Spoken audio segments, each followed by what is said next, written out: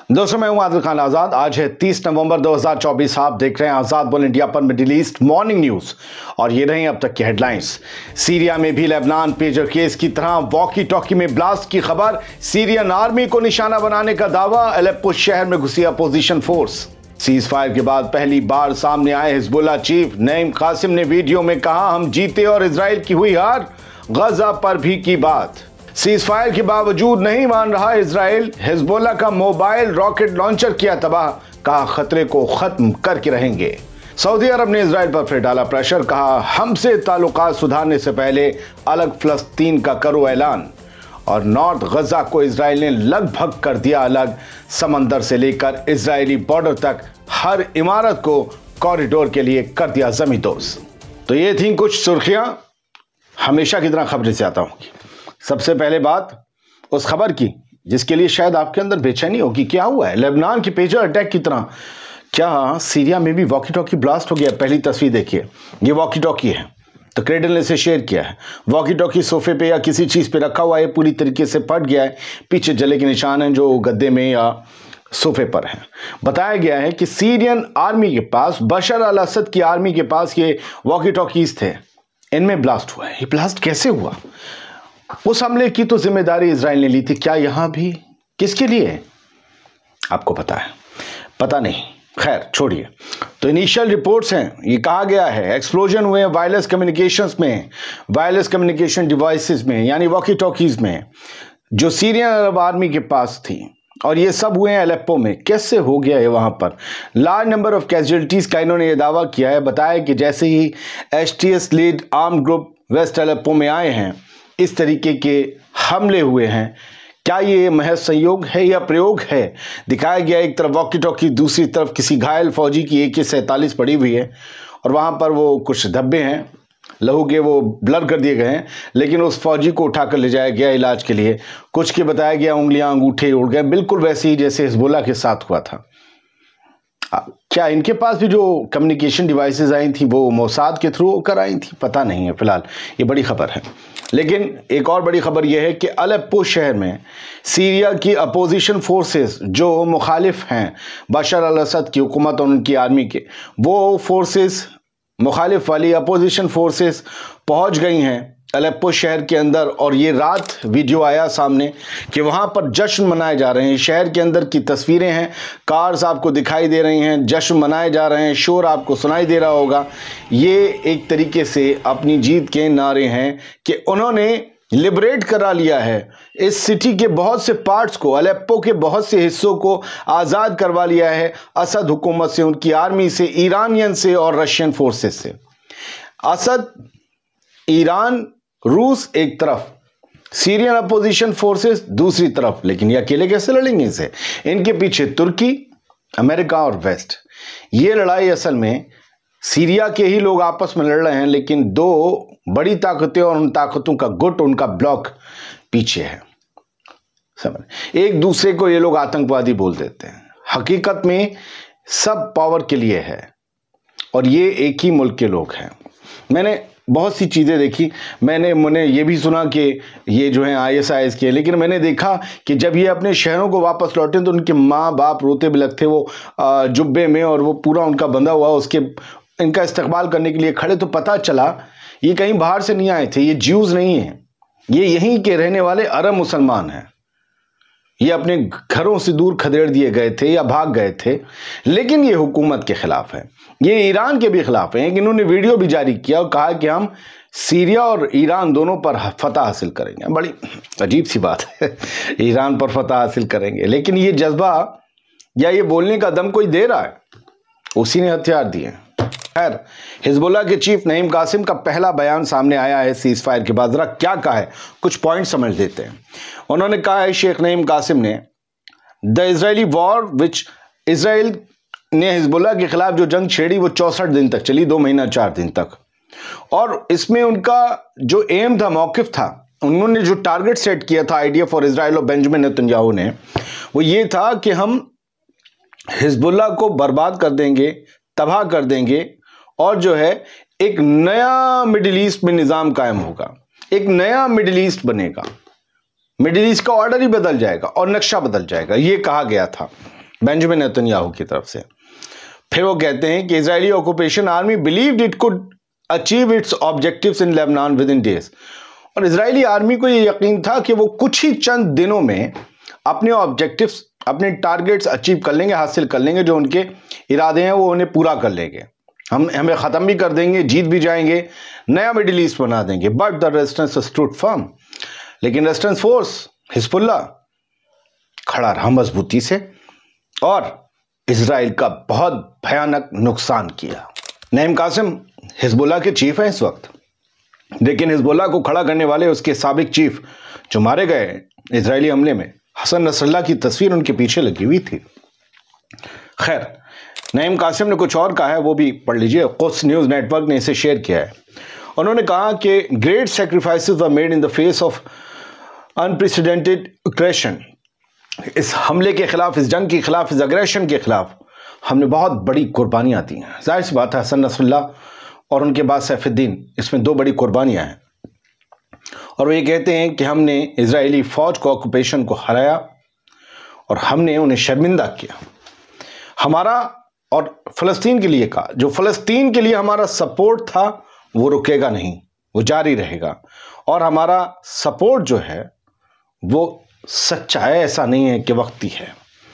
अब वो गज़ा का कैसे सपोर्ट करेंगे ये इस बयान में नहीं था, लेकिन फिर भी ये की पॉइंट है। हम इसके लिए तो एक अलग से उनकी बातें कही थी, उस पर बना सकते हैं एपिसोड।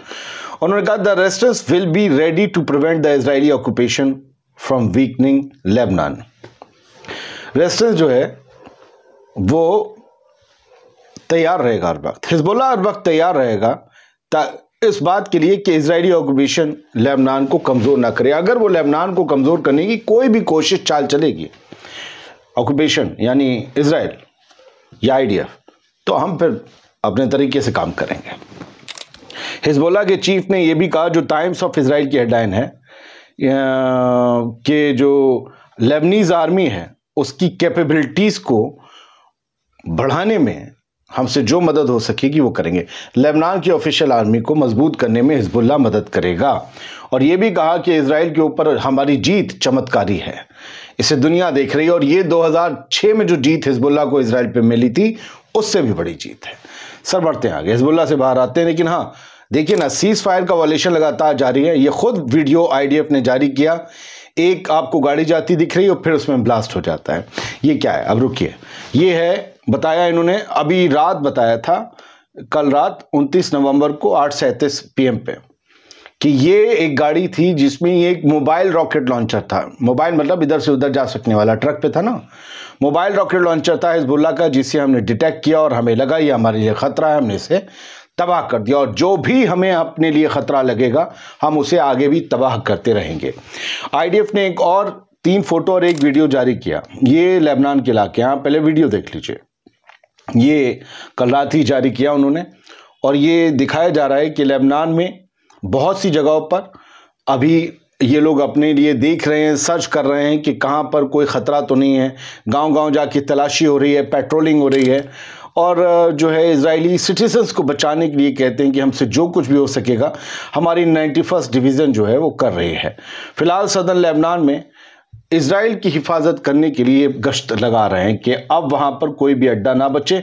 यूनिफिल और लेबनीज़ आर्मी के लिए हम बिल्कुल ऐसी ज़मीन छोड़ दें जहाँ पर हिजबुल्लाह का नामो निशान ना हो। ज़रा देखते क्या होता है। सऊदी अरब के मोहम्मद बिन सलमान की आप फ़ोटो देख रहे हैं। द क्रेडिट.co ने ये खबर दी है कि डिफेंस पैक्ट जो होने वाला था अमेरिका और सऊदी अरब के बीच, डिफेंस डील होने वाली थी, बाइडेन को जाते जाते उसमें धक्का लग गया है सऊदी अरब की तरफ से, क्योंकि सऊदी अरब को भी पता चल गया है कि बाइडेन जा रहे हैं। हो सकता है कि वो ये डील करें डोनाल्ड ट्रंप के साथ, मोहम्मद बिन सलमान। लेकिन अभी के लिए उन्होंने तो बड़ी मजबूती से यही कह दिया जो पहली बार वो कह चुके। इस बार कुछ ज़्यादा मजबूती से कहा कि नहीं, हमें ये डिफेंस डील नहीं करनी जब तक एक फ़लस्तीन की अलग स्टेटहुड, एक अलग आज़ाद देश नहीं बन जाता, तब तक हम कोई डील नहीं करेंगे। इसके बारे में पूरी रिपोर्ट 29 नवंबर को छपी। उनका 29 कभी कभी हमारा 30 हो जाता है, कहीं 3.5 घंटे तो कहीं 10.5 घंटे का फासला है। खैर बीबीसी ने खबर छापी है कि इसराइल जो है वो एक नई मिलिट्री डिवाइडिंग लाइन पूरे गजा में खींच रहा है। सैटेलाइट इमेजेस सामने आई हैं, मैंने देखा तो घबरा गया। ऐसी इमेजेस हैं जिससे पूरा नॉर्थ गजा बाकी की सेंट्रल और साउथ गजा से अलग हो रहा है। आप देखिएगा इसमें जो इलाके अलग हो रहे हैं वो जबालिया, बेतलाहिया और बाकी सारे इलाके अलग हो रहे हैं। लेकिन आप इसकी तस्वीर पर आइए, नॉर्थ के पूरे इलाके को कब्जा करने के मूड में बताया जा रहा है इजराइल। इसीलिए वहां पर पिछले 40-50 दिन से वो ऑपरेशन चला रहा है बुरी तरीके से और चाहता है यहां से लोग चले जाएं। लोग जान ही रहे, वो जानते हैं कि हम गए तो ये जमीन गई। आप तस्वीर देखेंगे नवंबर 2023 नवंबर 2024 की, दो तस्वीरें हैं, अलग अलग हैं। ये जबालिया बताया जा रहा है। जरा देखिए 2023 में कैसा था, एक साल पहले ऐसा था। और ये पट्टी थी जो एरो रेड दिख रहा है, यहां से ये कॉरिडोर तभी शुरू कर दिया गया था। लेकिन अब देखिए नवंबर 2024 में पूरा इलाका साफ हो चुका है। जो इस एरो के साथ जो पट्टी जमीन पर जा रही है, ये कॉरिडोर बताया जा रहा है जो नॉर्थ गजा को बांट देगा पूरी तरीके से सेंट्रल और साउथ गजा से। नॉर्थ गजा का इलाका जो सबसे चौड़ी पट्टी में आता है वो कब्जा लिया जाएगा और इस पट्टी के रास्ते में जितना भी आने वाला इलाका है, आप उसे रेक्टेंगुलर देखिए, वाइट रेक्टेंगुलर में इस लाइन के साथ जो बना है, इसके अंदर सारी चीजों को तबाह करके बिल्कुल जमींदोज कर दिया गया। अभी नीचे आइए सर, एक और फोटो है जिसमें दिखाया गया है किस तरीके से इस इलाके को उड़ाया गया। बीबीसी ने दिखाया है धुआं गिरती हुई इमारतें, रात के 3D शॉट भी आपको इसमें 4, 5, 6 शॉट एक साथ दिखाए गए। इस तरीके से उड़ाई गई हैं ये इमारतें। अब सबसे डराने वाली तस्वीर आती है जो 19 अक्टूबर 2023 और 12 नवंबर 2024 की। ये क्लियरेंस है पार्टीशन का, जो बंटवारा किया है नॉर्थ गजा का और बाकी गजा का, गजा पट्टी का। उसमें जो पार्टीशन लाइन है उसके आसपास सब कुछ खत्म कर दिया इसराइल ने। कितनी खूबसूरत ये जगह थी, कितना खूबसूरत शहर था। 19 अक्टूबर 2023 की ये तस्वीर बताती है। बागात थे जैतून के और न जाने किस किस की सारी इमारतें थी, सरसब्ज इलाका लग रहा था जंग शुरू होने के बावजूद। लेकिन 12 नवंबर इसी महीने की 2024 की देखिए, आपको ऐसा लगेगा यहां कभी जिंदगी थी नहीं, ये मंगल ग्रह है या वो बामियान की मूर्तियां हैं जहां पर अफगानिस्तान के तालिबान ने गोले दागकर उन्हें तबाह कर दिया। सब पीला भूरा मिट्टी, इतने टन बारूद गिराकर ये पूरा इलाका, और इतने इलाके में जो बिल्डिंग्स दिख रही हैं इसमें कुछ नहीं तो 2 से 3 लाख लोग इस पूरे इलाके में रहते थे, क्योंकि गजा बहुत डेंसली पॉपुलेटेड है। मैं डर गया इन तस्वीरों को देखकर कि गजा के साथ क्या हुआ है। अगली तस्वीर 24 अक्टूबर 2024 के बीच की है। इसमें सिर्फ 10 दिन के अंदर, 14 से 24 के अंदर इस इलाके का क्या हुआ है आप जरा समझिए। ये पूरा नॉर्थ गजा है जिसे फ्लैट कर दिया जा रहा है, कोई इमारत बाकी नहीं है। मुझे लगता था कि तस्वीरों के सहारे आप ज़्यादा बेहतर समझेंगे, इसलिए दिखा दी। गजा के लोगों का हाल क्या है ये वीडियो बताता है।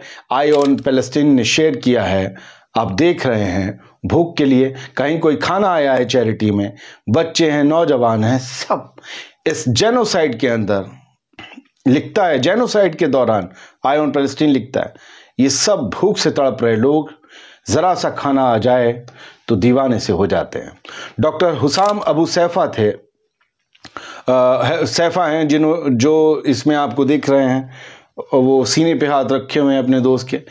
ये डॉक्टर अहमद अल खलूद थे, हेड थे इंटेंसिव केयर यूनिट यानी कि ICU के कमाल अदवान हॉस्पिटल जो नॉर्थ गजा में। आज ये जब काम पर आ रहे थे तो इजराइल के एक ड्रोन ने इन पर गोलियां चला दी, इन्हें मार दिया, लिटरली इन्हें टारगेट किया, क्योंकि ये चाहते हैं अस्पताल खाली हो जाए। इस अस्पताल पर कई बार हमले हुए, IDF चाहती है यहाँ मरीजों का इलाज ना हो, सबको भगा दिया गया है। फिर भी ये लोग नहीं हट रहे हैं, क्योंकि इन्होंने कसम खाई थी डॉक्टर बनने से पहले कि हम कभी इलाज को मना नहीं करेंगे।